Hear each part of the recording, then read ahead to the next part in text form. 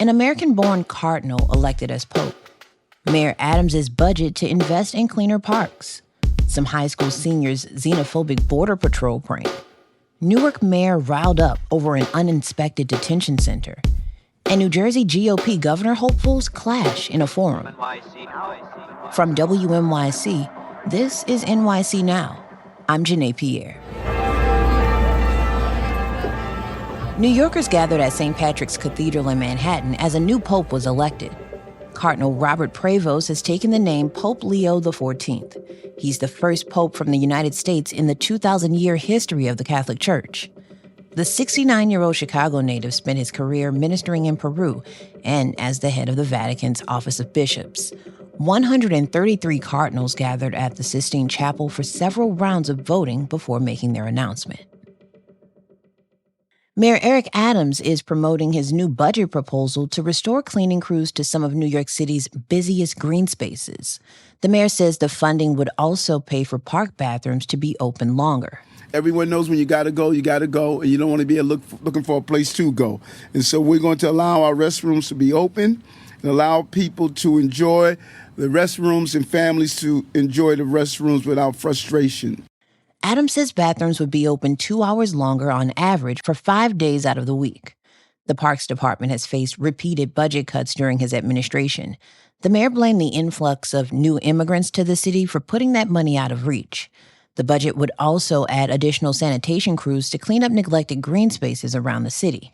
Mayor Adams is negotiating the budget with the city council.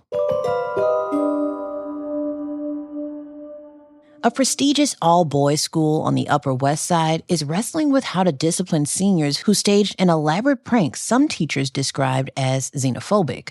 WNYC's Jessica Gould has more.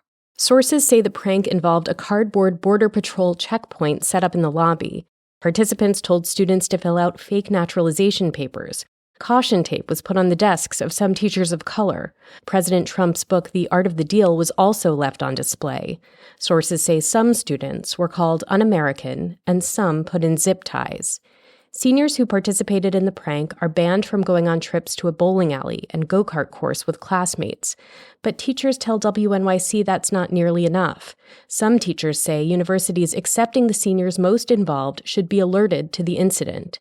Administrators told staff they're making the pranksters work on a letter of apology. Collegiate did not respond to requests for comment. A New Jersey mayor is heated after ICE opened an immigrant detention center in Newark without it being fully inspected. More on that after the break.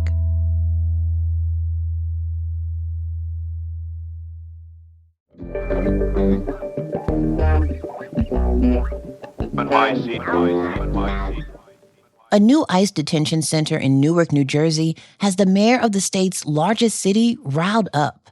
Mayor Ras Baraka joined a protest Wednesday outside Delaney Hall in Newark's East Ward. He says the site hasn't been fully inspected by the city and says any occupation of the facility without required permits would be violating city law. This is blatant disregard for the courts, blatant disregard for laws. Baraka says he'll join protesters every day until city inspectors are allowed access to the site. WNYC's Arya Sundaram has been covering the story. She says this isn't the first time that Mayor Baraka has been denied access to the site. It all started, this whole thing, at the end of March, when city fire inspectors tried to access the site and they were turned away then.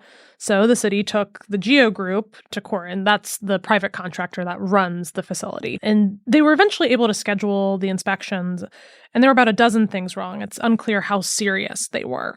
And mind you, the Geo Group has a totally different story for what happened. They still say that they denied the city from coming in, but their line is all you need to do is schedule a time. Arya says officials attempted to do just that, but it's been weeks of back and forth. In spite of that, the site officially opened on May 1st. And as of this recording, fire inspectors and Mayor Baraka still haven't been granted access to Delaney Hall. And so, of course, Mayor Baraka is mad and outraged because he feels like the site still needs the required inspections, and he's been a pretty vocal advocate against the site coming to the city in the first place. You may remember New Jersey banned ICE detention in the state back in 2021, but Arya says part of that law was struck down by a state Supreme Court judge. So as per the law, public institutions can't contract with ICE anymore. So that's like city jails, for example. But private companies still can, which is why a place like Delaney Hall can still operate in the first place. But actually, that ruling is being contested in federal court.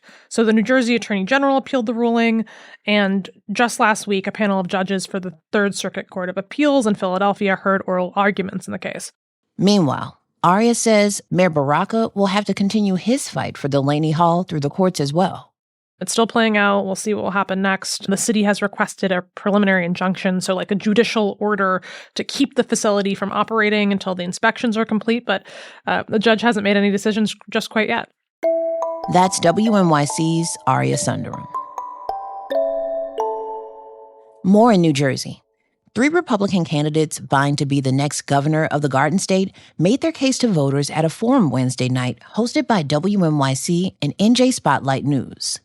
WNYC's David Brand reports on a frequently contentious conversation. This guy will check any box to get any vote. The race for New Jersey's Republican nomination for governor is getting testy.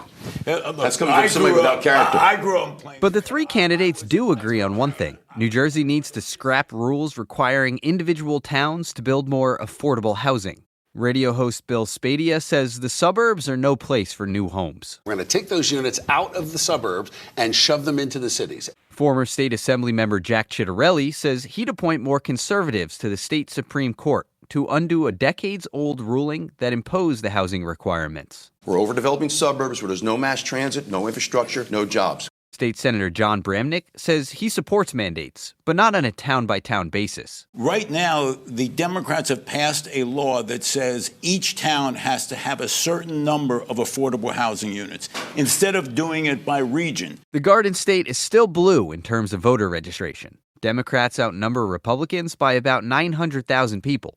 But the GOP is gaining ground, and President Trump looms large over the contest. A nod from Trump could tip the scales, and Ciattarelli and Spadia are both trying to win the president's endorsement, while Bramnick's been distancing himself from the president. Spadia says he even supports Trump's effort to fast-track deportations without due process. As a Supreme Court justice said back in the 1940s, the Constitution is not a suicide pact. And if we have criminal aliens coming over the border, and many are connected to MS-13, many are cartels, that is an invasion. Invaders do not get due process. But Bramnick cautioned that campaigning on tough talk and sound bites could backfire in the general election. And he says his anti-Trump, quote, traditional Republican candidacy is the only one Democrats would truly fear in November. If you guys don't show a heart and you don't show some warmth to other human beings and just a cold, calculated soundbite campaign, we're going to lose again. The election is June 10th. That's WNYC's David Brand.